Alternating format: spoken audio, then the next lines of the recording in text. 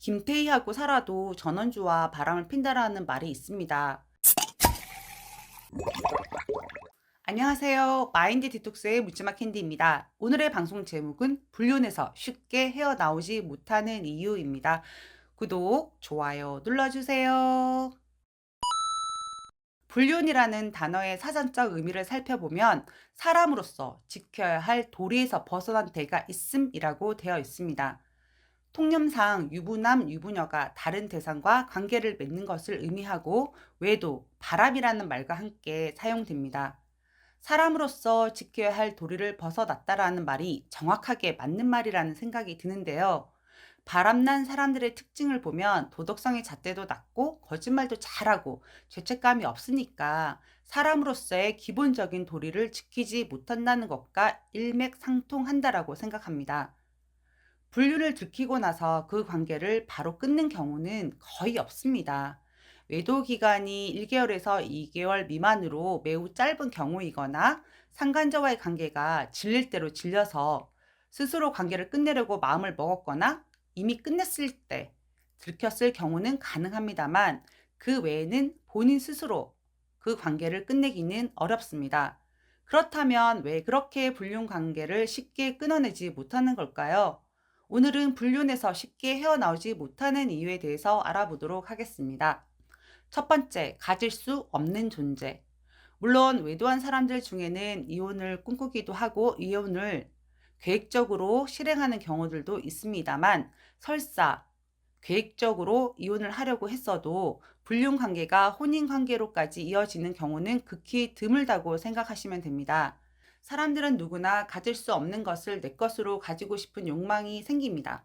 가질 수 없으니까 더 옆에 두고 싶은 마음이 생긴다고 보시면 될 것 같습니다.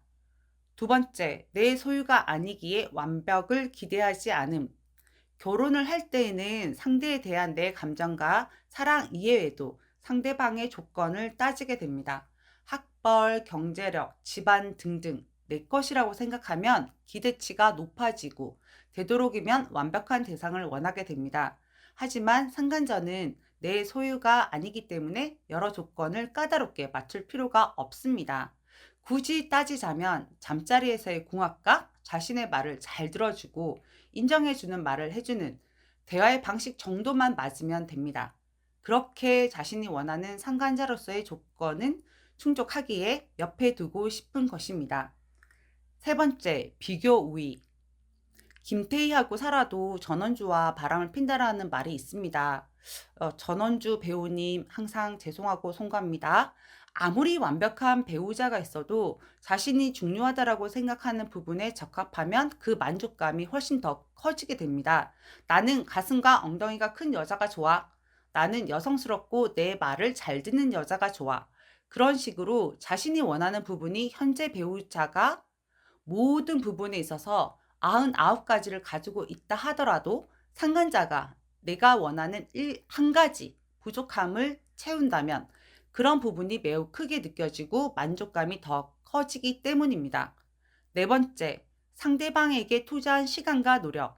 남자들이 여자들을 꼬실 때 혹은 작업을 할 때는 많은 노력들을 합니다.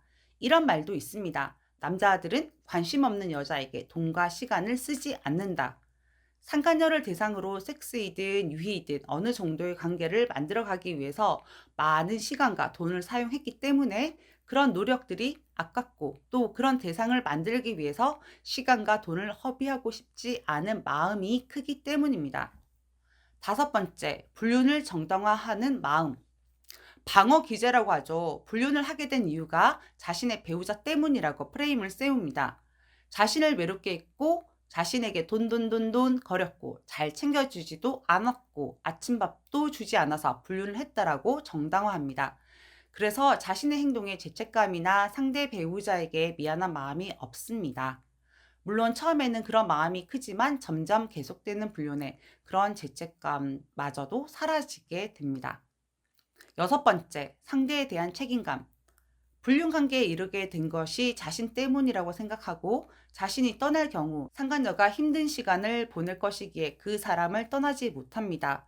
아니, 집에서 자신들의 아이들 낳고 양육하고 살림하고 자신의 부모님의 경조사 및 온갖 집안일을 챙기고 있는 마누라에 대한 책임감도 없는 인간이 얄팍한 더러운 불륜행위를 함께한 공동 불법 행위자에 대한 책임감은 무슨 책임감인지 코웃음이 납니다.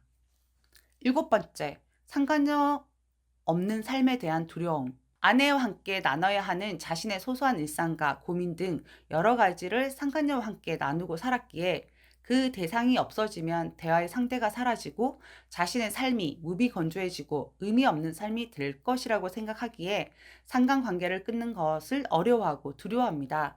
마치 담배를 피면서 마음의 평온을 얻던 사람이 담배를 끊고 나서 안절부절해하는 모습과 같다고 생각하면 됩니다. 8번째, 비밀스러운 관계의 스릴감.